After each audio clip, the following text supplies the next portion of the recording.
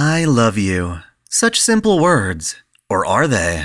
Let's take a closer look.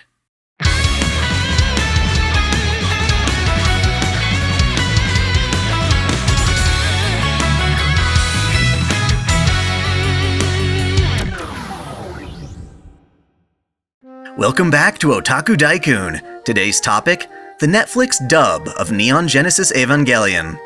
Hands down, Evangelion is one of the most iconic anime out there. So much so that I think any anime fan should watch it, even if it's not their cup of tea.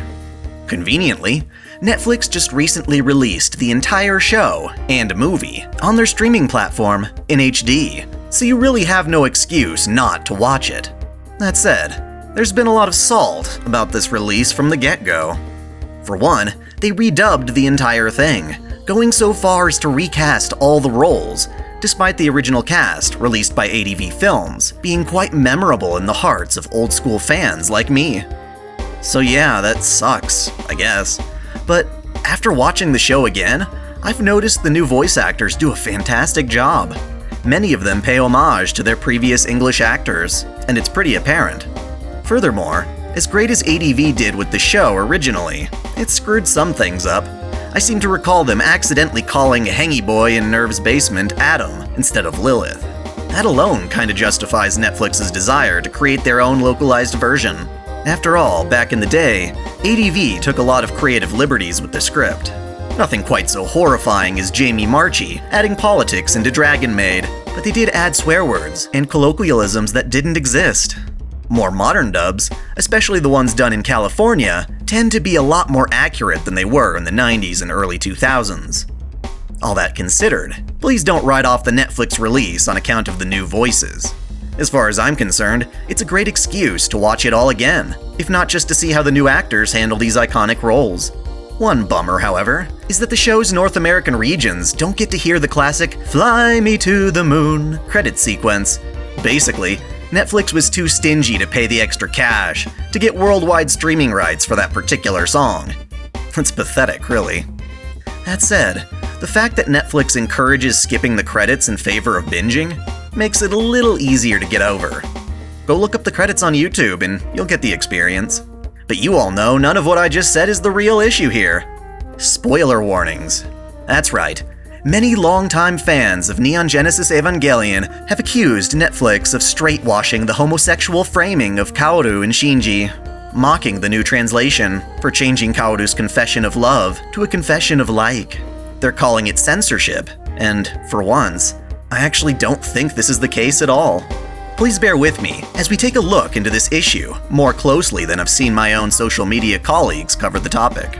First off, we need to understand that Netflix's goal with this new translation is to be true to the Japanese version, at least more so than ADV's dub. This isn't an issue of which dub you prefer. After all, most people prefer the North American Pokemon theme song even though, technically, it's a censored version catered toward children. As awful as Sailor Moon's original US release was, for censoring violence and homosexuality, I still jam to those English songs like nobody's business. Yeah! She's got the power. Oh, she's got the power. She's got the power. Yeah, she's got the power. What we're here to determine is if Netflix is indeed guilty of censoring a gay relationship. So let's talk about love. In Japanese anime, we typically hear "I love you" said in 3 different ways: "Tsukida," "Daisukida," and my favorite, "Aishiteru." The first two are kind of the same thing.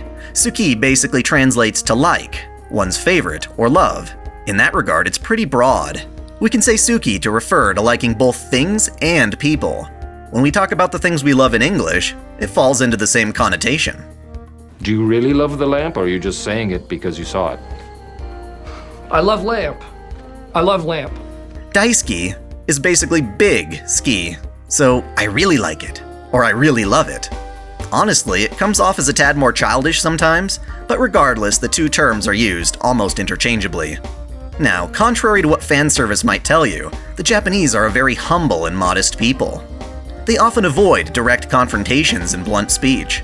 As such, when people confess their love for one another, especially for young people, They use ski as a sincere way of saying I love you. It can be deep and meaningful, but also the kind of confession of a schoolyard crush. Like, hey, do you have a girl you like in class? Or something. This word, ski, dances quite playfully atop a fence, separating the world of like from love, as we know it in English. In cases where one is being direct and unwavering in their affections, the term aishiteru is used. You hear this when the stoic Artoria Pendragon confesses her love to Shiro. あなたを愛している Isn't she the best? Anyway, it's also used by Violet in Violet Evergarden, as her commanding officer told her he loved her, before an explosion separated them. 愛してる She wants to know the meaning behind his words, and using aishiteru really makes this desire profound. 愛してるを知りたいのです It's also more common to hear married couples say this to each other, as opposed to teenagers. The issue presented in Evangelion comes from the ambiguous use of the term tsuki and its context. I'm not going to dive too deep into the lore of Evangelion, but you can check out my lore coverage of it in the card above if you're interested. For our purposes, we just need to understand that Kaworu isn't a normal human. He's actually the soul of Adam, parent of all angels, manifest in a human form resulting from the second impact. He was born from experimentation, kept by Seilei as a means of triggering the third impact. Thus, just like Shinji is treated as a tool to fight the angels, Kaworu is a tool to make contact with Lilith. When Kaworu is dispatched to infiltrate NERV, he gets what appears to be his one chance to interact with other humans, Lilim, outside of Seilei. That's when he runs into Shinji, a fragile, vulnerable teenager who, at this point in the story, is lost as Asuka's in a coma, Rei is, well, a dead clone, and all of his friends have evacuated. In a very short time, the two open up to each other and develop an intimate bond. Hell, in the manga, they even kiss. I feel a lot of the controversy about the translation stems from people hailing Kaworu and Shinji as an icon of homosexuality. And yeah, while there is certainly a very homoerotic tone to their interactions, I think it's misinformed to align them with a conventional romantic gay couple. Context is extremely important here, and it's not a matter of to be or not to be gay. With all that intro, let's actually dive into the various translations. The first scene in question is Shinji and Kaworu bathing in the public bath together. Mind you, Kaworu is not a conventional human, he is an angel in a human's body. And as such, he has a very external understanding of the human condition. He philosophically discusses the fragility of humans, and Shinji in particular. It just so happens that Shinji winds up being the perfect example of the human heart, the thing Kaworu most cherishes about humanity. While he has a duty to perform, to essentially wipe out humanity, to change the way individuals exist, he strives to understand the current state of things he is forced to change. He pours all of his affection into Shinji, and uses the young boy to discover himself. Here's the original English version we got from ADV. You are delicate like glass, especially your heart.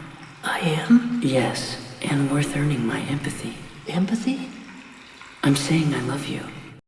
There's nothing wrong with this version at all. In fact, it's the one people remember most fondly. But just to be accurate, let's see what the original Japanese lines say. ガラスのように繊細だね。特に君の心は。僕がそう。好意に値するよ。好意好きってことさ。 Let's break it down into pieces. The first thing he says is, Garasu no yoni sensai da ne? Which in an awkward literal translation is, it's like delicate glass, right? Then he goes, Toku ni kimi no kokoro wa. This was directly and perfectly translated as, especially your heart. Kimi being you, and kokoro being heart. Then we have so, koi ni atai suru yo. This is where people start getting outraged. It literally means, yes, you are deserving of my goodwill. Critics joke that this line isn't romantic at all, but that's exactly what he says. In the ADV translation, they go with empathy, but the actual word is koi. It sure as hell sounds a lot like the direct word for love, koi, but it's a different word that refers to a few things, like goodwill, affection, love, and kindness. I don't care if you think that's romantic or not, it's what he says. Kaworu finishes this up by saying, Tsuki te koto-sa, which translates to, I'm saying it's love, or more conversationally, I'm saying I love you. ADV nailed this down well. But we must not forget that Tsuki is an ambiguous way of saying I love you. In the Netflix version, Kaworu says, "Their hearts are delicate like glass, yours especially. Yes, you're worthy of my grace. I'm saying I like you." Interestingly enough, "you're worthy of my grace" is actually more accurate than ADV's mention of empathy. Again, as silly as it sounds to you, it is true to what Kaworu says in Japanese. Then there's the debate about like versus love. The argument being discussed is that between love and like, going with like is an attempt to undermine Kaworu's affections. But I don't think that's true at all. Both like and love qualify as proper translations for the word.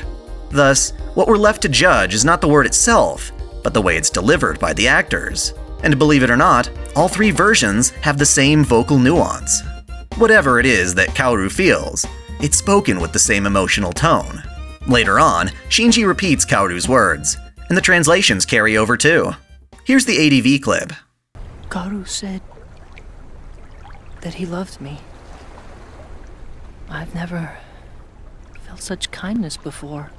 In Japanese, he goes, カオルくんが好きだって言ってくれたんだ。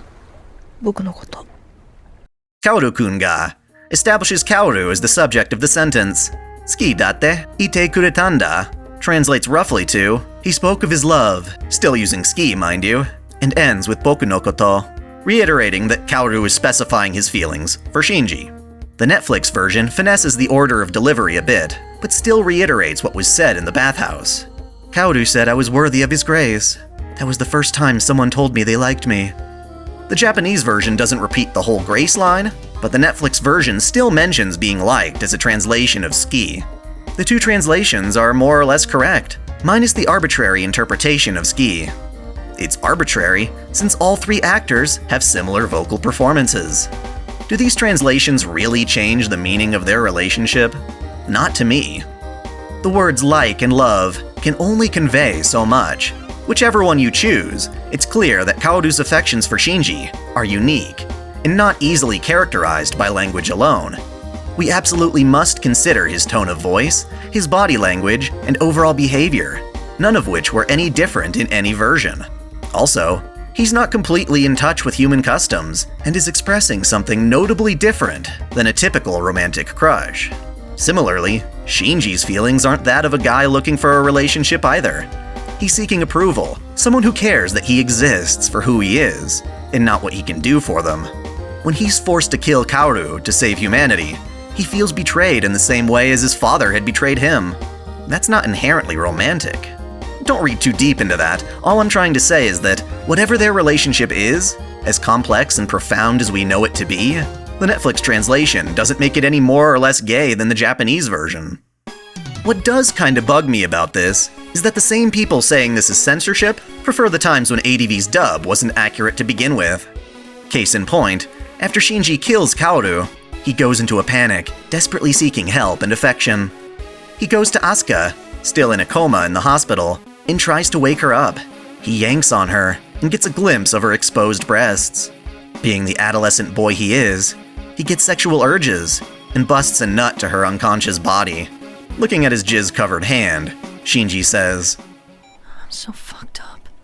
That's certainly how I remember it, but that was never an accurate translation. Here's the Japanese. 最低だ。 Saite da orete is what Shinji tells himself. He says he's the worst. Saite literally meaning worst, in a derogatory sense, as in despicable or deplorable. Netflix stayed pretty damn true to this translation, with Shinji saying, I'm the lowest of the low. Sure, it's not as intense as ADV's script, but it is accurate. Note that it's totally okay to prefer ADV's version, but in that case, you have to acknowledge that you're wanting something other than the creator's original vision. Taking out I'm so fucked up isn't censorship, since Netflix is adapting a line that was never profane to begin with. Similarly, Kaworu's use of the word ski and koi indicate something more nuanced than the straight-up yaoi fantasy many people seem to remember it as.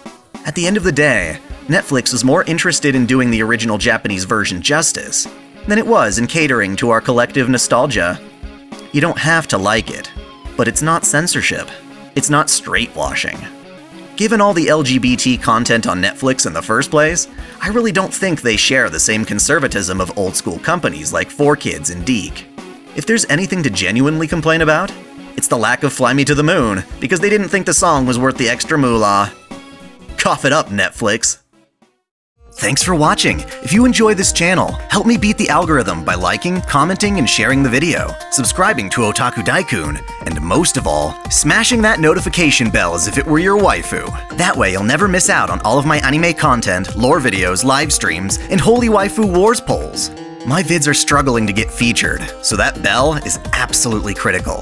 If you want to support me directly, check out my Patreon, or consider donating via Super Chat. And as always, celebrate your fandom.